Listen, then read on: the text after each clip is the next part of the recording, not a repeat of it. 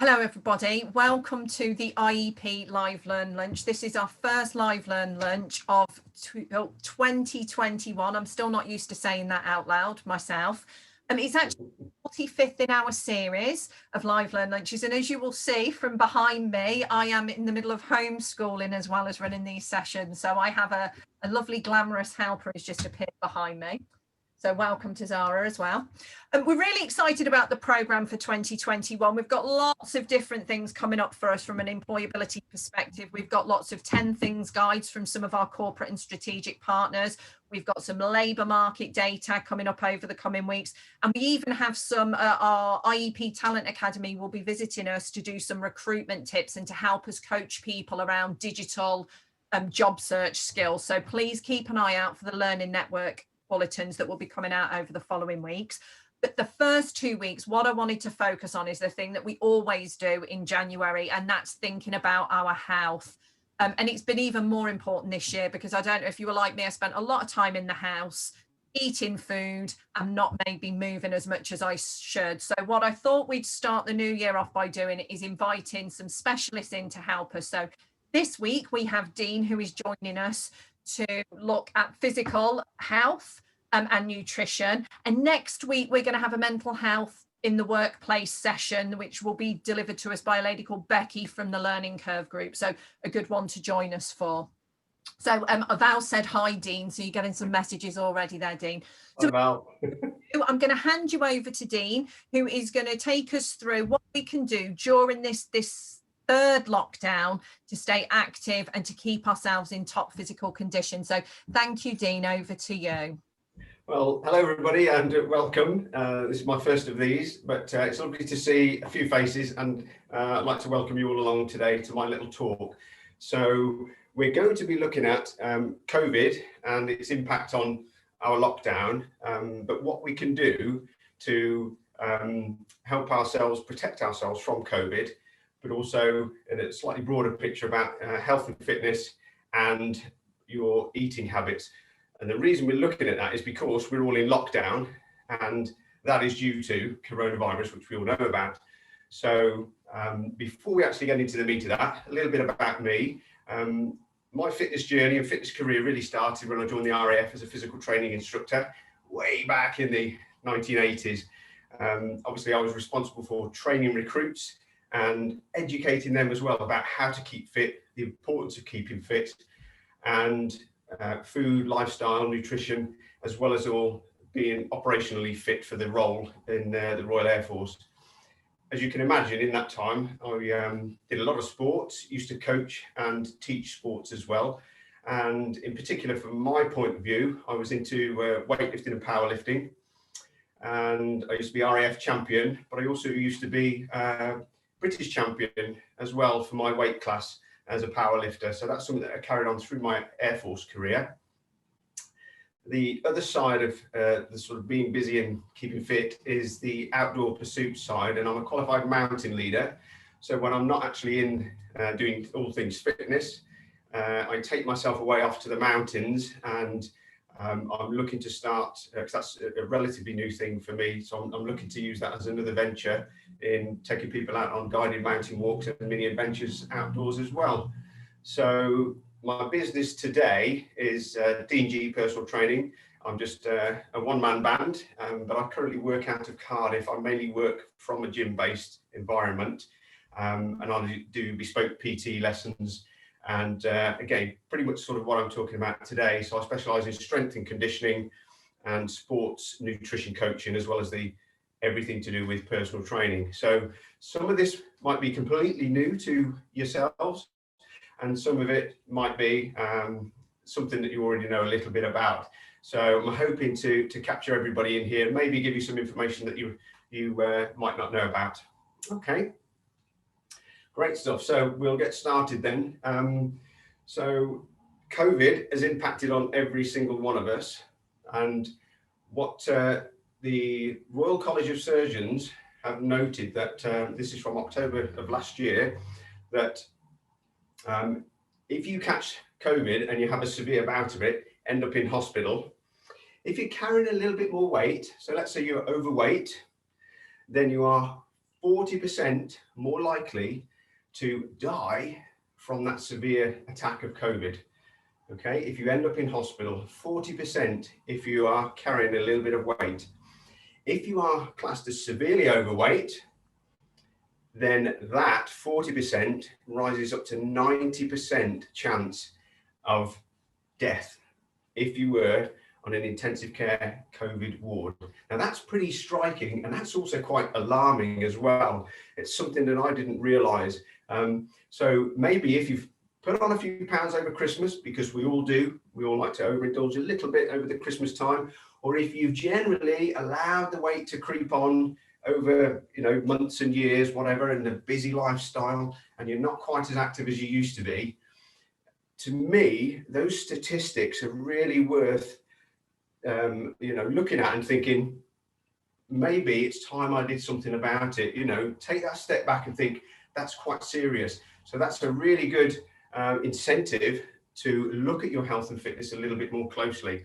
Okay, so we don't need to deal with all the doom and gloom. I'm going to look at how we can practically do that from lockdown point of view, because we're all stuck in our houses. Unless you've got a physical job where you can't work from home, then we're all sat in front of a PT, or we're doing something that involves sitting down a little bit. So we're going to look at that, and what you can do in a nutshell is move more and eat less, and do that well, do it consistently. So that's what I'm going to talk about, and we're going to break it down by starting with eating less.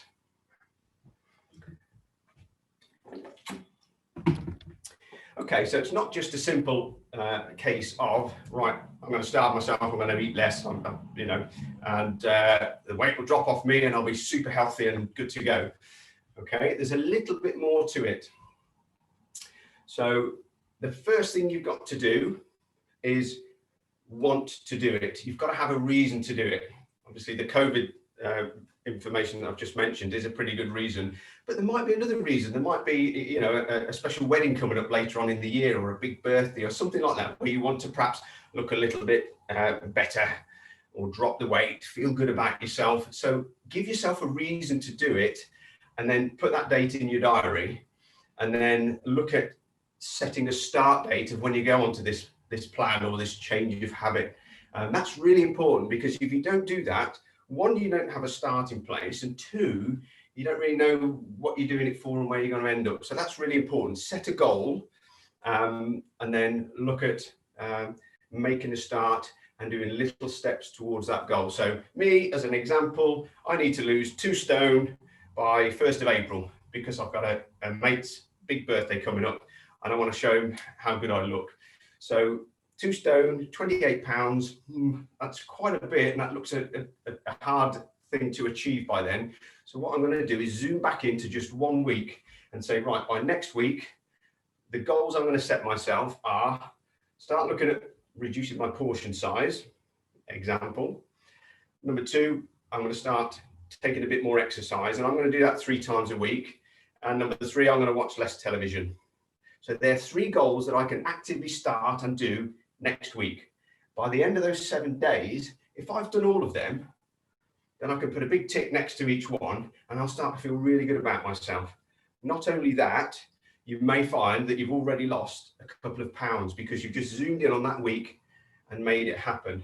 Then we do it again the following week and the following week. So that's why setting a goal is important, because before you know it, you've achieved that goal. So going back to the food then, we touched on portion size and portion control. So just by taking a 1/5 off your plate on most of your meal times, you'll start to see a difference. And that's really important. We don't want to cook too much. So by way of example, here is my pre-prepared meal, my plate of stripy pasta. Okay, so that's quite a large portion size. So I think if I cut this down and then go severe with it, I can lose weight quicker than if I just take that 1/5 off that I've just mentioned. So I've taken that all off my plate. So my pasta portion size is now like that. Great. I'll see results in a good few weeks. Okay, so I'm really switching down. I don't know if you can see that very well. Okay, but there is a problem with that, because I like it. If you cut your food portions too much, the body will send a signal to the brain saying that it's starving. And what happens with that is that your metabolic rate, your calorie furnace, slows down, and your body thinks it's going into starvation mode. And so it makes you feel a little more sluggish, you have less energy, and it doesn't burn as many calories, the very things that you're trying to burn, okay? Fat storage, calories. And what happens is it will hang on to those fat stores for dear life, and it will actually take away your muscle tissue. It will start cannibalizing muscle tissue to become fuel, and it will also, your body will lose a lot of water as well. So you might jump on the scales and go, yes, I've lost 3 pounds, but what have you actually lost in body composition terms? If you haven't lost 3 pounds of fat, everything else you lose is not good. So that's a really key thing to take on board. So what we're looking at is perhaps something like, I don't know if I can see that. So there's my second portion. There's my improved portion size. It's just slightly less, but this one, the brain won't recognize that you've reduced your portions. And so it will carry on, but because you're having less coming into your body, it will use its own fuel source, i.e. fat stores, and start helping you on that quest to lose weight. So portion control. Next thing we're going to look at is drinking more water.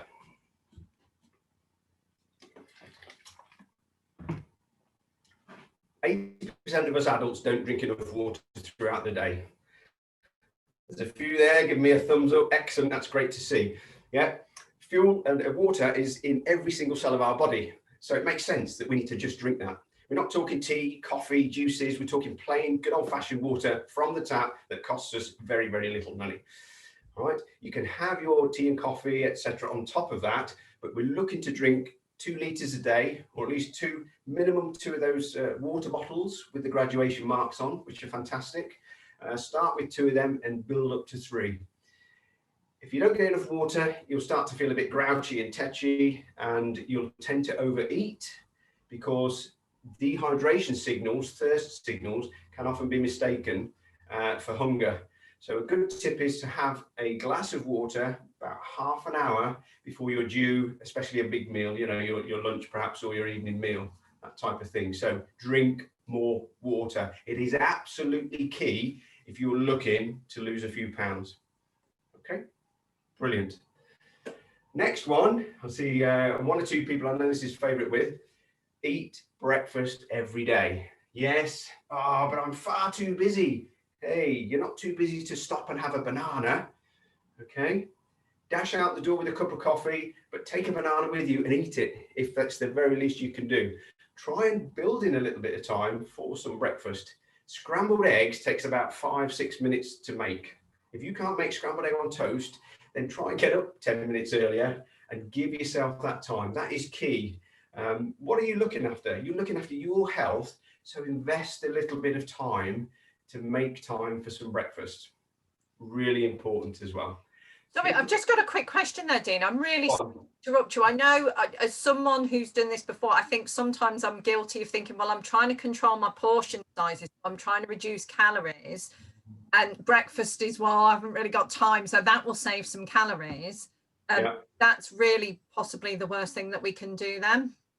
It's, yeah, the whole thing is you've just come out of a hibernation, and you haven't had fuel. You are fasting. You are breaking fast. So the body is in need of some calories or some fuel on waking in the morning. What it actually does will set you up more for the day. So let's just say if you get into the habit of having a nice bowl of porridge with some berries in there and a few nuts and seeds, then you're going to be feeling full. Your energy levels are going to be high. You're going to be more alert, and you're actually going to feel supercharged to start your day. Lunchtime, then, you're not going to be so grouchy and tetchy and feeling hungry, where you're more likely to make the wrong food choices or indeed overeat at lunchtime. So you're going to have sustained energy through that morning, and then lunch, you can think, well, actually, I don't need quite that much because I've had a good breakfast. So it actually works the other way around. Come the evening, if you're one of these that doesn't have a lot, you're ravenous and you make all the wrong choices and generally overeat a huge amount on the evening time, because your body is saying, I'm hungry, I need calories, I need food. So it's really false economy to skip breakfast. And studies have shown that people that do have a breakfast actually lose more weight over a year than people that don't have a breakfast. So hope that That's answers your interesting. And Dahlia's just shared with us that she actually eats her main meal in the morning, which is what you're supposed to do, isn't it? Is that? There's a lot of truth in saying, breakfast like a king, lunch like a queen, and dine like a pauper, i.e., reduce your food throughout the day. Because and there is the sense, because towards the end of the day, you come home from being active and cooking your meal, perhaps, and again, just generically, we sit ourselves down on a settee, or we do something where we're not very active. So why do you need a huge plate of food which is going to sit on your stomach? There's no call for it to be used as fuel, so it's readily going to be changed and converted into extra fuel storage, i.e. fat. So yes, there is a lot of there's quite a bit of common sense and truth in that sort of strategy there. So yeah, good. Okay, moving on then. The next point, eat more vegetables. Yes, we don't eat our 5 a day. Again, adults and children, we're all guilty of it. Vegetables are a carbohydrate source, but they're very starchy and very filling. Not only that, if you eat the rainbow, lots of different coloured veg, then you're getting fantastic amounts of all the different nutrients. So we're talking mainly minerals and vitamins and trace elements that you don't find in things like your starchy carbohydrates and narrow banded foods. Okay, so it's really important to try and eat more veg every meal. Yeah, there's nothing wrong with putting some veg in breakfast. It's just that the companies tell you you've got to have a cereal. You can have what you want, but try to have half a plate. Yes, half a plate full of vegetables. Trust me, you'll notice the difference in more ways than one. But it is a real key, because the vegetables again help you feel full, so you're less likely to overeat. So just take a little bit of those carbohydrates, that potato, the rices, whatever you might have on there, take a bit of that off and substitute more vegetables. Protein is a similar vein. Try and eat more protein throughout the day, because protein helps you feel full, which should in turn help you to eat less, balance that meal out. Protein is also, I'm sure you're all aware, they're your building bricks for muscle. That's pretty much all protein's function is. So if you are starting a new exercise program, or you're actively doing exercise, your muscles will thank you for eating more protein. That is what the protein is for, broken down, repair your muscle tissue. And the carbohydrates and the healthy fats, they help that process along. So it's the cement, if you like, that binds the bricks of the protein together. So you do need a little bit of carbohydrate, but it is protein exclusively that is used for the building the muscle. So don't neglect that as well. And at the same time, you'll feel a lot fuller. Okay. Excellent stuff. Touched on fats. What are fats? Good fats, bad fats? You hear so much about it. Really, the types of fat we want to be looking at are in the good oil, so olive oil based, and some of the seed oil. So if you're cooking with oil, so that's an okay fat. All right, it's not a processed fat like you find in all of the sweets and the off-the-shelf puddings and things like that, and pastries. And then avocado and nuts and seeds. That's really it. So avocado, if you're not a fan of avocado, I never used to eat it till a few years ago, thinking, well, it's a bit raw. But there are menus out there that you can use it, and we're only talking sort of a quarter of an avocado a day, really. So an avocado can last you 4 days.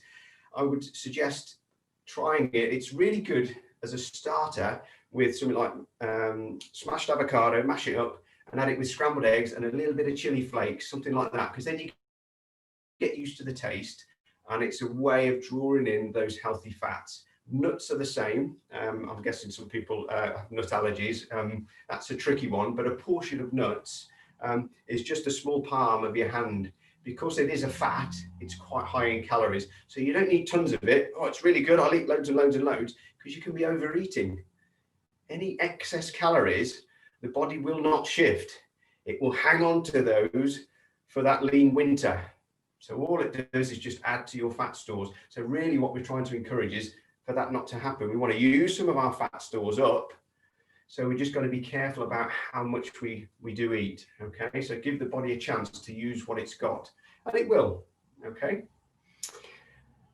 Finally, on a little bit about nutrition, food, lifestyle. One thing that does go hand in hand is alcohol, everybody's favorite subject. This alcoholic water here.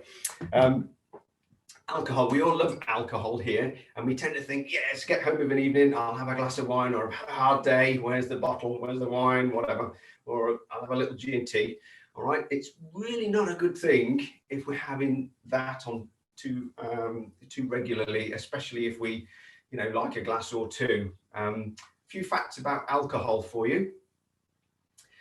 It's a very similar molecule to a fat molecule. So when it's ingested in the body, the process to go from alcohol to fat is really straightforward.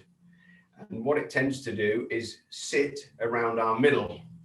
So not only on the outside, but also around our organs, which is really not good. So intra-abdominal fat and covering the muscles. So that's not a good position to be in from a health point of view. Okay. Alcohol specifically likes to target that area in the body.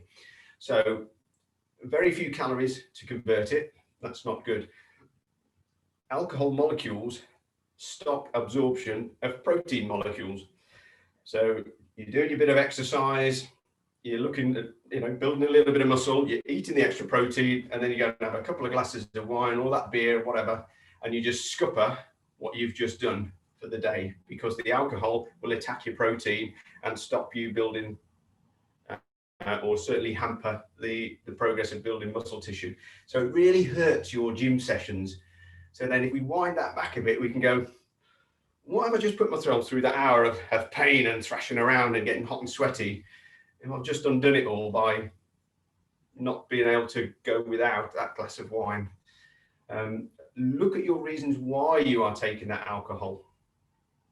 If it's because you've had a stressful day, try and take yourself out for a 10-minute walk. Think about all of the day, you'll have time to process it without anything else. You'll be out in the fresh air, and I guarantee you'll think a little bit differently. You'll be a whole lot calmer at the end of that 10, 15 minutes. So that's a really good habit to build into. And then you might think, actually, no, I don't need that drink. We all like alcohol, most of us do, and we all, it's part of a lifestyle. Why not? I'm not going to give it up completely. So make it a little bit special, and maybe put it towards the, your classic Friday night and Saturday night, but also talk with your partner or talk with yourself and set limits on how much you're going to consume in a week. If you do cut down on alcohol, especially if you're quite a regular drinker, cans of beer, whatever it is, you will notice a massive difference in weight loss. Certainly in the first 2, 3, 4 weeks. If you sort of go, dry January, I've lost a stone. And that's because it is a significant amount of calories that you've just gone out of your diet. You're still getting your food, but if you cut back on your food as well, and you start taking a bit more regular exercise, it's going to have a double whammy effect on losing that body weight, getting you a whole lot fitter. Okay. So they're my little top tips on what you can do without too much effort at home, but it does require a little bit of planning and a little bit of investment in yourself for your health. So standing at the stove, preparing meals from fresh is far more beneficial than perhaps extra half hour watching that square thing that's up on your screen that we all like to watch when we get home of an evening. Okay. A little bit more time in the kitchen, perhaps a little less time sitting down, it will pay dividends for your health. So that's all I'm going to talk about with regards to food. Are there any questions? I'm happy to take questions now if there are one or two that have typed in questions, Helen. There is. We've been having a bit of a chat, but one of the questions that's come up, this is an interesting one. You've answered some of the questions, but one of the questions that's just come up is, would you suggest any vitamin supplements to improve our immune system? No. Okay, that's Straight interesting. away, what you really want to try and do, and I'm sure you've seen all the plethora of programs that are on at this time of year about health and diet and losing weight, straightforward. I watched 10 minutes of one on Channel 5 last night about these different diets that they go on. There is no real substitute for effectively what I've just been talking about. There's no magic bullet, there's no magic pill or potion. If you are eating a good variety of foods, I'm not talking about if you've got any intolerances or anything, but if you're okay, you can eat pretty much anything. If you're eating a good variety of foods and a good variety of vegetables, there should be no need to supplement. There really shouldn't. They talk about the vitamin D with the sunlight.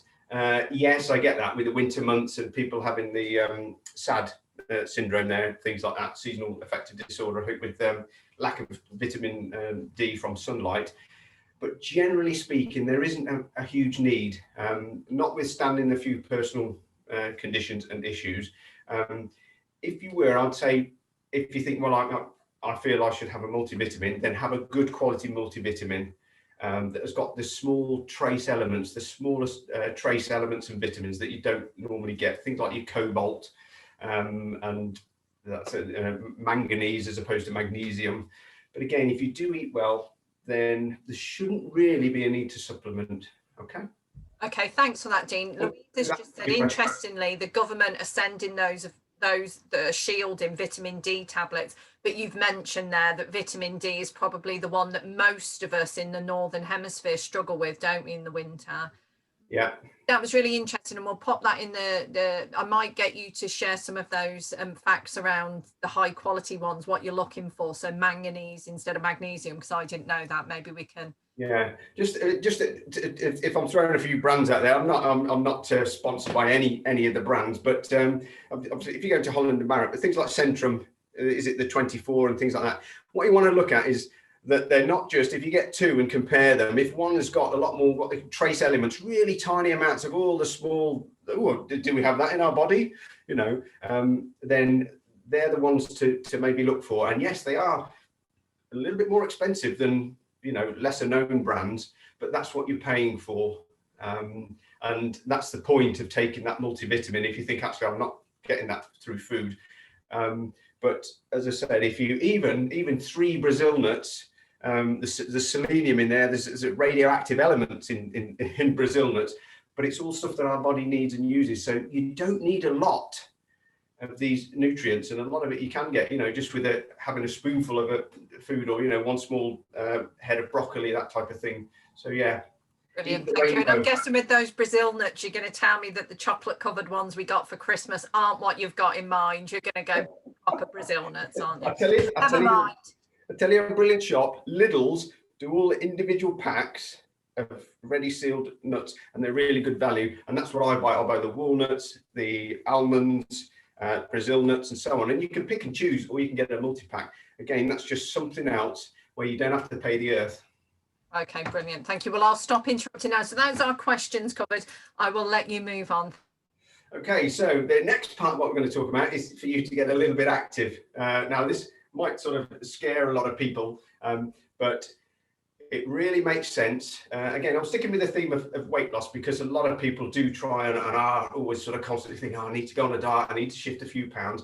Okay, but it doesn't matter where you are, you can make a start and you can make an impact. Whether you've got 5 stone to lose or half a stone to lose, it doesn't matter. So please don't think, oh, I'm past all of this, because you're not. You're absolutely not. First thing I already have mentioned is going for a walk. If you don't want to do a home training session, take yourself out for a walk. It is the best and the easiest thing that you can do, especially if you are a little bit overweight and you think, oh, my knees are hurting and everything else. A walk is brilliant. And then once you get into the habit of a 10-minute walk, you'll want to walk for 15, 20. Before you know it, you'll be doing half-hour walks, and you'll notice a lot more of what's around you. And it really does lift the spirits. I actually walk every morning because I'm in lockdown here. I get up as if I'm going to work, and I take myself away around the block, a quick 20 minutes, and then back in the house and think, oh, and I've already kind of planned my day during that. And you come back thinking, you know, life's not that bad and I can live with this. So I really urge you to do that, if nothing else. So if you want to do a little bit more, and we're looking at some exercises, I'm going to show you what you can do just using this floor space behind me and ourselves. Okay. So the first thing you can do is use your stairs. Now you're all going to say, oh, I live in a bungalow. A little bit tricky if you live in a bungalow, but if you've got the set of stairs, because we live in an ordinary house, 5 times up and down the stairs as your first exercise. Okay. But I've just forgotten to tell you about a warm-up, so I'm just going to take a step back from that. I'm going to do a little bit of a warm-up and just show you the type of thing that is all you need to do. I'm getting a little bit, just getting a bit ahead of myself there a bit. Okay, so warm-up, all we're doing is preparing the body for a little bit more hard work, a little bit more exercise. So I'm just going to go through some moves here and now, and if you feel you want to, then feel free to join in with me. So I would start with loosening up the arms and shoulders. Okay, so we start with big arm circles, and the secret is to try and brush your ears. So we're mobilizing the whole of the upper body and shoulders, and we'll do arm circles forwards and arm circles backwards. So maybe 10 each way, forwards and backwards. So now I feel the shoulders getting nice and warm. I'm just going to do shoulder touches and straight up to arms overhead. So again, this is a shoulder press if we've got some weights in our hands. But again, it's just allowing that blood to pump through the muscles and warming our joints up. Okay, so I've done 10 or 15 of those. I'm going to go into either twists when I'm standing at the hip and just twisting at my waist. But if we want to do cross body punching, a little bit more aggressive, then you just punch left and right and left and right. You'll notice I'm moving from the core here and twisting. So I'm also unwinding my spine because I've been sat down at my computer and I don't like doing that. Okay. Next one we're going to do is a straightforward squat. So feet apart, toes out, hands in front for just balance. And then we're just going to do squats. Okay. So chest is up, nice and high. And we're trying to just sit that bum down as if we're going onto an imaginary chair. Quite smooth, quite fast. Again, 10, 15, 20.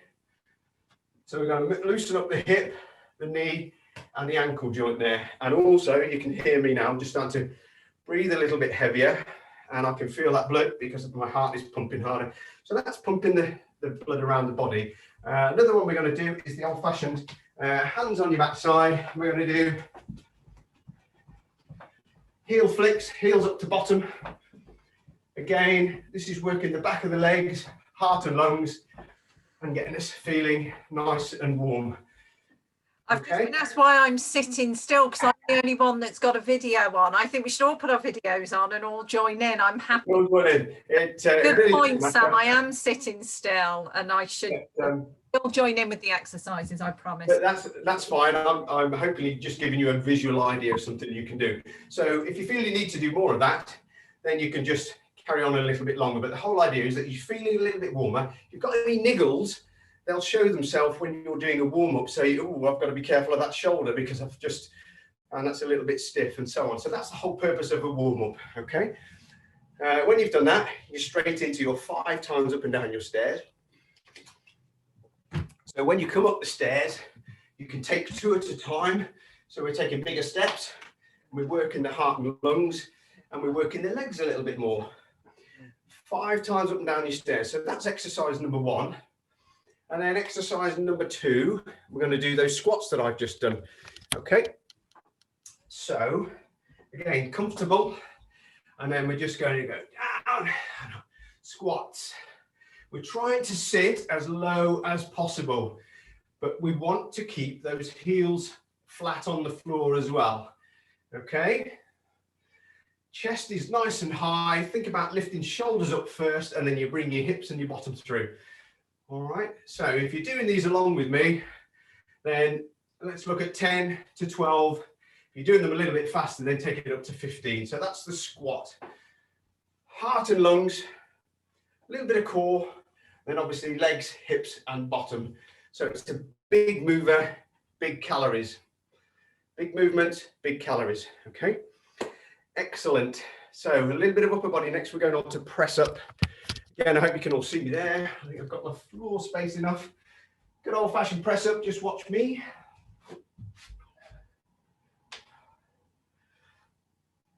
Okay, so hands in line with chest, a little bit wider than your shoulders, and we want a nice stiff, straight body line. If your bottom's up here, we need to pull it down, and then we're going down to touch our nose or chin on the floor.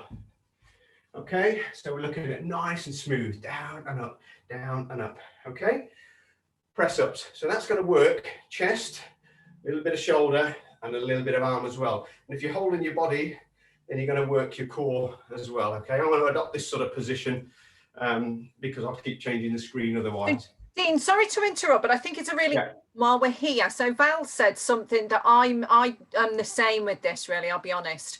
She said, oh, I'm rubbish at these. How do I get the strength to do them in the first place? And I think as a female, it's a one a lot of us sort of say. And yeah, okay, so we're looking at what we call the box press up. So all we do is go onto our knees. What you want to do, Val, is we still want to try and keep our hips forward. You might see a lot of this in the gym. We really want to keep those hips a little bit further forward. So I'm going to go as if to do my press up, and then we just go onto knees. Okay. Now, ideally, we want our hips really flat, and we're trying to push. Just go as low as you feel you can, and then push hard at the floor. Think about pushing away at the floor. Okay. If needs be, then you can allow your hips to come back just a little bit, but not too much. Okay. We want to feel the chest muscles doing the work. So we're getting down to that point where we're thinking, ah, and then push hard away. Okay. Another version of that, if that's really difficult, then what you can do is the edge of a table. Adopt the press up position. I'm just showing you how I'm going to say it. And then we do our press ups to the chest, but on a desk. Okay, so that takes away a lot of the weight from your body weight. So we're just there on our tabletop, same kind of press up position. We're going to work from that tabletop, if that makes sense. Yeah. Perfect. I just tried that. We were doing it, and that was really good, doing it on the desk. And that's something we could do in the office, isn't it? Exactly. So from the desk down to box press up on your knees, and then when we're strong enough, you can build up to full press up. Okay, I hope that that helps there. Good stuff. Right, next one for all of us, hip raise. So this works the middle part and the back of the leg. Really straightforward.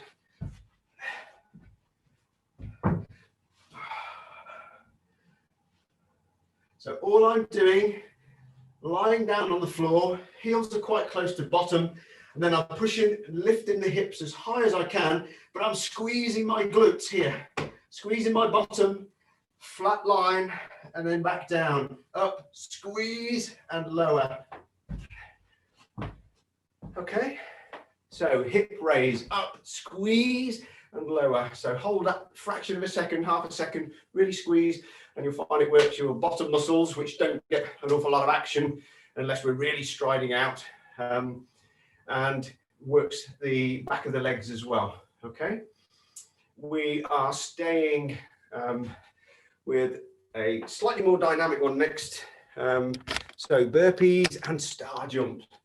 Okay, burpee is fantastic because it uses whole body and it really gets the muscle thumping and pumping. So I'll demonstrate a burpee and then I'll show you the alternative. So burpee, 1, 2, 3, 4.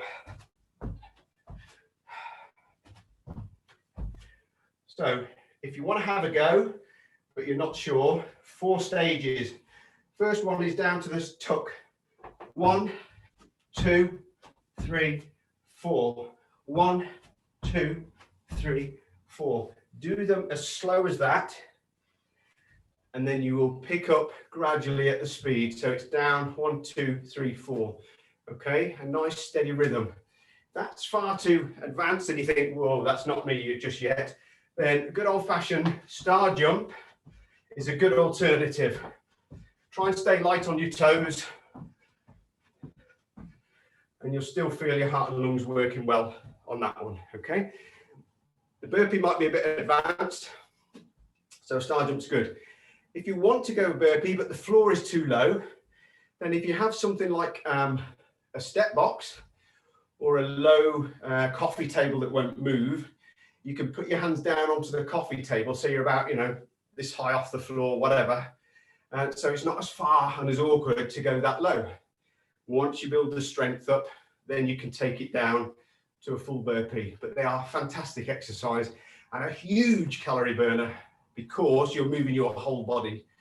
Okay, if like me, I'm starting to get a little bit warm now. Okay, so moving on then. Next one we're going to do is a plank. You may have heard of it and you may be familiar with it. So we're just bracing our body using the core. Okay, so we make a plank down onto forearms. The rest of the body is nice and straight and we brace through the core and we rest on our forearms and we count the seconds away. Tick tock, tick tock. Okay, have a little clock there or count in your head, and we're just looking to brace ourselves here through the core. Okay, if you can do a plank and you want to make things a little bit harder, then we can just lift the foot. Just gradually lift the foot. So with 3 points of contact, and then we swap feet. Normally we do our planks for, you know, 30 seconds upwards. Really, if it's all new to you, then 30 seconds might be fine as a challenge. Okay, so that's one part of the core that works it in a stabilizing fashion. So we're going to work the next one now, which is called a Russian twist. This exercise hits all of the core. So we're talking deep lying muscles that support the internal organs. We're talking the obliques that help us do this. And we're talking our rectus abdominis, or our six-pack muscle, which runs down the front. So here we go. Lean back from the waist, hands each side. And that's all there is to it. So leaning back with our slight bent knees. This is working my six-pack here. And the rotation element is working those muscles to the side, the oblique muscles that bring us left and right, and the deeper lying muscles which hold your basin full, if you like, inside here. So the Russian twist is really good. How do you make it harder? We can start holding anything from you know, bottle of water, not a bottle of lemonade, but you know, big bottle you can start with, or if you've got something with a little bit of weight, just by adding that weight to your hands, we add weight to this lever, because this is your lever, and this is what we're working by having that long lever going left and right. Okay, so that's a Russian twist. Sorry to disturb you just for a second, Dean. Louise has asked, can you repeat that? Louise, do you mean the Russian twist? Just to check we're repeating the right thing. Do you mean the Russian twist technique? Yes, she does. So can you just again? And I have a question to add to that. So you talked about you can add weight. I've seen some people do it lifting their feet from the ground as well. Is that, would you recommend that, or? Yes, you can. If you lift your heels, can you see me there? We can see you. Right, so if I lift my heels, it just makes it harder because I've got to balance now. If I can't balance like that and I'm all over the place, just ground your heels. So that's the start version. And then if I want to make it difficult, I can just lift the heels off, and you'll see your legs just counterbalance slightly left and right. So there we go. So Louise is on the floor. That's why she asked the question. So we're sitting on the floor. We've got our knees bent, our heels on the ground, and we're leaning back to about how many degrees? Doesn't matter. You'll feel it. You're just leaning back so you feel it, and then we're twisting. Hold it. That's too far. That's really tough. So you need to come up. But if so, you can come up just here, so you can feel the tension down here. As long as you feel the tension, then it doesn't matter how far you lean back. As you get stronger, you can lean a little bit more. Go further back. Perfect. It just comes to a point where you won't go all the way back, because then it's not a Russian twist. Okay. Brilliant. Okay. Happy with that? Yeah. Perfect. I think you've got a few more for us, haven't you? Just a couple. Maybe. So the next one is a kitchen chair, in my picnic chair from outside. Okay. This one is for the shoulder and the back of the arms. So it's a chair dip, and you may have seen this. So hands on the end, and then we're just doing a chair dip, nice and straightforward. So the secret with this one is to just feel your back touching the edge of your chair. By my hands there, I'm keeping my back just in contact with that. If I push too far forwards, it's really difficult to bend your arm, but you're putting huge strain through the shoulder. So you want to keep it as upright as possible. And the way we do that is to just feel your back grazing on the edge of the chair here. Okay, so that's the best tip I can give you there. All right. Is it possible, Dean, to do this if you were on a desk, or would a desk be too high? Is it more important A desk too high? A desk is a little bit too high. Okay. However, there is one that you can do on the desk, and I'll show you on my imaginary desk here. We're going to do that press up again, but we're going to do it with hands. Oh, okay. Yeah. Instead of having press up hands, we're bringing them in to do back of arms. We're going to do the triceps. So if you change your grip to quite a narrow one, and then as we do it, elbows are pushing behind you. Yeah. Okay. Elbows, keep your bottom down, Helen. Elbows are pushing beside you, and what you want to feel is here, kind of just brushing your sides. Oh, I felt that, definitely. Yeah, you can't feel that, then your arms are too far out. They need to be tucked in, so it's quite narrow and quite parallel. But if you do that, you can even do that on the wall. Okay. As a start. All right. Excellent. Thank you. Good. And the final exercise for you all, I can come back up now because I've sort of finished with that one. So this doesn't need much really. So what we need is a shopping bag. And if you've got your bottles of, this isn't fizzy, this is just water. But yeah, if you've used your bottles of fizzy, then you fill them up with water, and we just want to load them in your bag. So here's some soda water from Christmas. I'll still need to use that. And all we're going to do is upright row. So all we're doing is dragging that bag up to our chin. Okay. You can put a little bit more weight in here. I've got 4 kilograms, 4 litres. So 6 might be okay. And what we're doing is just dragging the bag, standing tall, dragging that bag up our front and keeping our elbows up while we do it. And that is going to hit the shoulder muscle and all across the top of our upper back. So that's a little bit of a posture exercise. So we stand tall. So the core is engaged, front and back. And we're just working the shoulders. Okay, and that's it. That's your little routine. Yeah, excellent. Straightforward, but not necessarily easy. Right. So we don't need to worry if people haven't written all of those down, because I've got the program that I'm going to. Indeed. Yeah. So I'll be sharing that. Thank you for that. Okay, I'm just going to go through then quickly because I know I've not got long left. So that's one circuit. If you've never done this before, go through it twice. Take a minute after this last exercise, minute and a half, do it all again. So 1, 2, 3, squats, hip raise, press ups, burpees, all the way through. So as a circuit, you're going to hit all the individual muscle groups, but you've got to keep this heart and lung working, which is obviously one of the things that we want to do as well. If you used to exercise at home or exercise, you can do 3 circuits as standard, maybe even 4 if you want to. So that's what I would suggest on there. Numbers of all the exercises is going to depend on how fit and strong you are and whether you can do them or not. So we're shooting for the 10 to 20. So like your squats, I'm sure we can all manage at least 10, maybe 15 or up towards that 20. So whatever works for you. So you want to just feel tired in the muscle by the end of those numbers, okay? And that's your guide as to how many you're doing. Progression-wise, you're looking to build those numbers. I can do 20 of these squats. I'm going to do 30. Yeah, I can do 15 press-ups. I'm now going to try and do 20 press-ups. So just increase the numbers. If you cut your rest down, that will keep your heart and lungs and help you get through it a little bit quicker, improve fitness that way. And the other way is to maybe slow things like the press-up or the squat. We can slow them down a bit and give the muscles a lot more chance to feel that movement. Okay, it takes a little bit longer, but your muscles will burn. Instead of doing 20, you might only do 10. But because your muscles are doing it a lot slower, they've got to work that little bit harder. Okay, so that's how you improve. All right, and work through it twice minimum a week, ideally 3, maybe even 4 times a week. It won't do you any harm.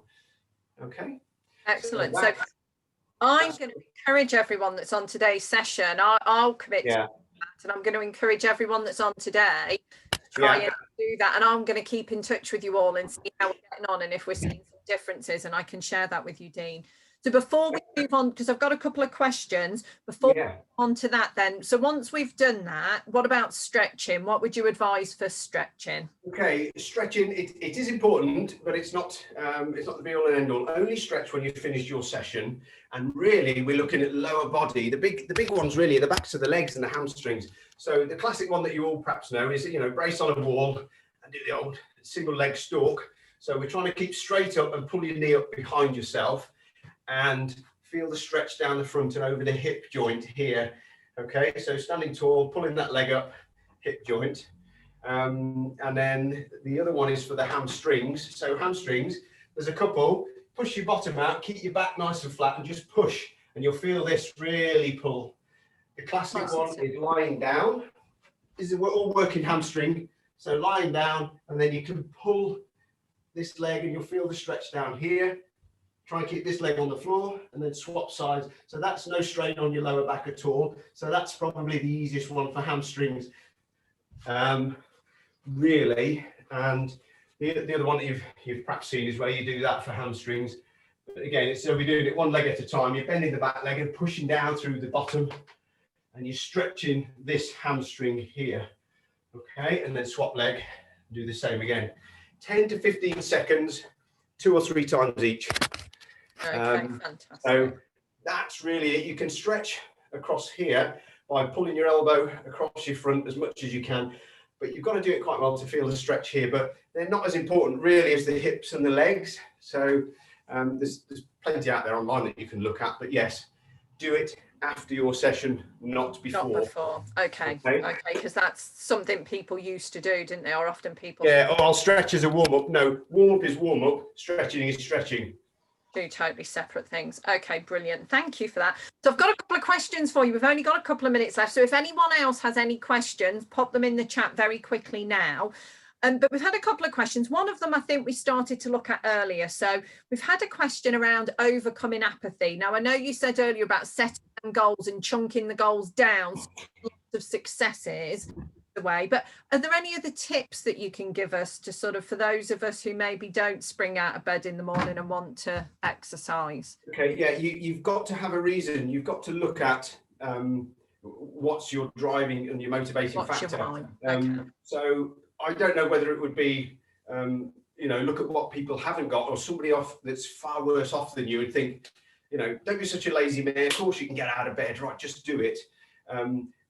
As I say, setting that goal. Why are you doing it? I'm doing it actually because I've done nothing for the last 10 years. I need to shift my bottom because I don't want to end up on a COVID ward having real bad time of it. Obviously that's present case because we're in the COVID lockdown. But even beyond that, in the health and picture, photographs might do it, but you've got to find a reason in your own head to find your why in essence. It's a very difficult one because you've got to set yourself up like that. Maybe there's a role model that's near your age group and you think, wow, she does that. Okay, they have a different time and they're not running a family and holding down a job. But you've got to find that reason within your I know for me, and I'm sure some of the other people on today's session are probably experiencing this with the homeschool and the working from home and all of that, having enough time. And I think for me, I've had to reset my expectations and think, well, if I can only do 15 minutes, that's 15 minutes I wouldn't be doing if I was sat at the desk. So for me, it's been fitting it in has been about setting the expectations of what's realistic for me right now. So I'm not putting added pressure, because otherwise it will be the thing that goes. They're not trying to do too much too fast, or not trying to commit to something that I just can't do. So yeah, absolutely. Again, don't beat yourself up. I'm giving you something here. That program will take you, if you go through it twice with a warm-up, probably take you 25 minutes or so. But if you haven't got that, just go through it once. So it's better than no problem. Just try and program some you time. As mothers especially, you give all your time to everybody else and you have very little time for you, but your health is important. So talk with your family and maybe say, look, mum wants to try and do it, dad wants to try and do this, we're going to go out for a 10-minute walk and try and build that into your life. And give yourself a reason for doing it, and rather than, I can't be bothered. Why can't you be bothered? Look at look at the people who are having a worse time of it than you and say, yeah, what are you complaining at? Maybe I should do something I can do, or I don't know what the sort of things that will work and maybe motivate you. And I think, Val sort of said, better to do something than nothing. And yeah, very much for me, I always think there's no such thing as a bad workout because I'm not sat on the sofa working out, even if it's 10 minutes and it's all I've got. Yeah, even if it's to the end of your street and back to get a bit of fresh air and it took you 7 minutes, that's 7 minutes less you've been sat down.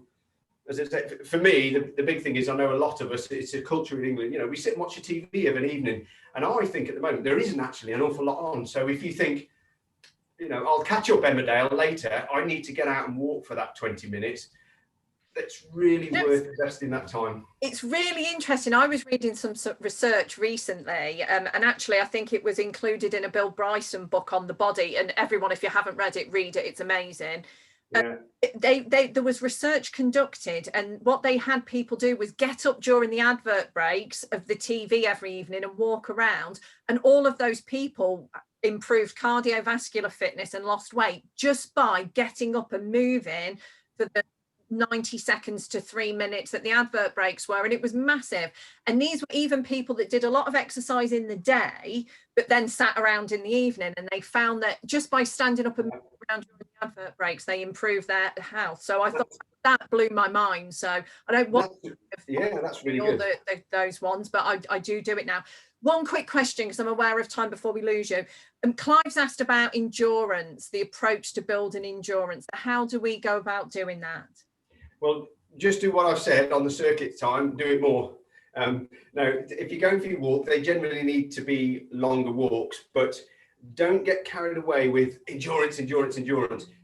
Strength training has a very big part to play in keeping you healthy, because the more muscle that you have, Clive, the more active your metabolic rate is and the ability to burn calories. So you're going to help yourself maintain your weight by keeping a little bit of muscle on. So doing a strength training type program, if you do something like I've just shown you, but do it as a circuit, that continuous movement, the heart and lungs isn't getting a rest.